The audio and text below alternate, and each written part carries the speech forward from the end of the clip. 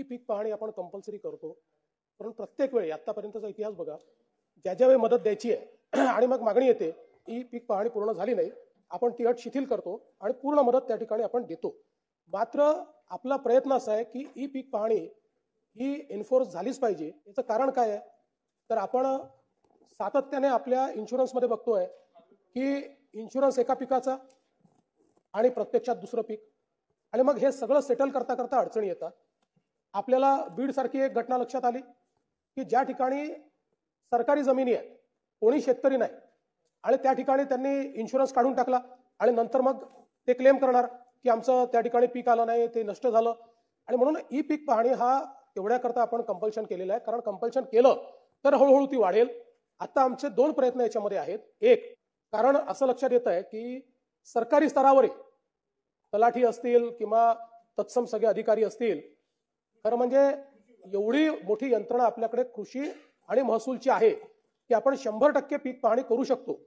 पण त्याच्यामध्ये कुठेतरी एक कचराही म्हणू शकतो आपण किंवा जाणीवपूर्वक म्हणू शकतो, त्याप्रमाणे ही पीक पाहणी पूर्ण त्या ठिकाणी करण्यात येत नाहीत. कारण सांगितलं जातं, आज थोडा बहुत डोंगरी भाग सोडला तर महाराष्ट्रात असा भागच नाही की ज्या ठिकाणी नेटवर्क येत नाही. फार कमी भाग आहे, म्हणजे तो 5 किंवा 60% भाग असेल. 93% महाराष्ट्रातल्या भागात नीट नेटवर्क आहे. आणि अनेक वेळा तर आपण ऑफलाईन करून ते नंतर ऑनलाईन करण्याकरता देखील परवानगी त्याच्यामध्ये दिलेली आहे. म्हणून ही पीक पाहणी नीट एन्फोर्स करण्याचा प्रयत्न राज्य सरकारच्याकडनं करण्यात येईल. सगळे जे अधिकारी आहेत, मागच्या काळात आम्ही सांगितलं होतं, परंतु अजूनही त्याच्यात कमतरता येते. त्यामुळे विविध विभागाचे लोक पूल करून आपल्याला ती कशी करता येईल आणि अल्टरनेटिव्हली शेतकरी देखील स्वतः ते कसं करू शकेल. आहेच आपण अलाव करतो, पण अजून त्याचं ट्रेनिंग नाही आहे.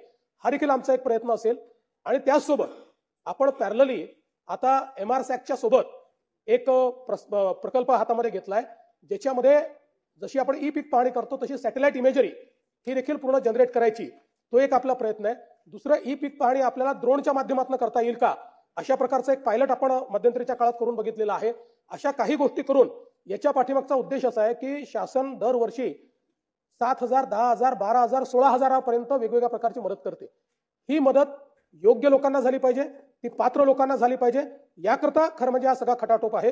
आणि म्हणून निश्चितपणे आपण जे काही या ठिकाणी शंका व्यक्त केलेली आहे, ही शक्यता आहे की सगळे लोक त्याच्यामध्ये आलेले नसतील, पण जे आले नसतील त्यांनाही मदत करणं हा शासन त्या संदर्भात प्रयत्न करेल. तो हे सगळं करत असताना हे सगळं आपण तपासूनच त्याची नोंदणी करायची ही अधिकाऱ्यांच्यावर जबाबदारी असते. कृषी विभागाची असते, महसूल विभागाची असते.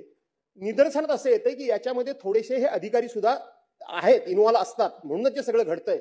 आणि म्हणून अशा प्रकारच्या ज्यावेळेला चुका होतात आपण लाभार्थ्यावर ऍक्शन करतो, पण त्यामध्ये आपण त्या अधिकाऱ्यांना जबाबदार धरत नाही. आणि म्हणून याच्यामध्ये सरकारी यंत्रणेला जबाबदार धरण्याचे आपण प्रोव्हिजन कराल का?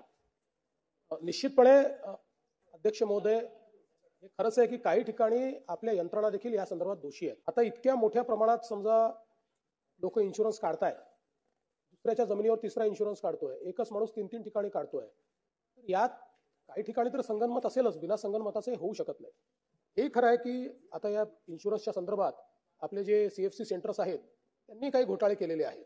त्यामुळे या संपूर्ण यंत्रणेत जे जे दोषी निघतील त्या सर्वांवर कारवाई ही केलीच जाईल.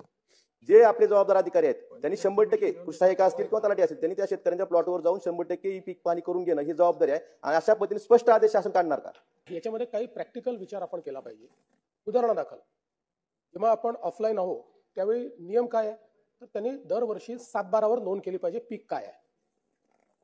कुठेतरी चेक करून नोंद होते का? फार कमी होते. चेक केलंच जात नाही, त्यामुळे सरसकट नोंदी होतात.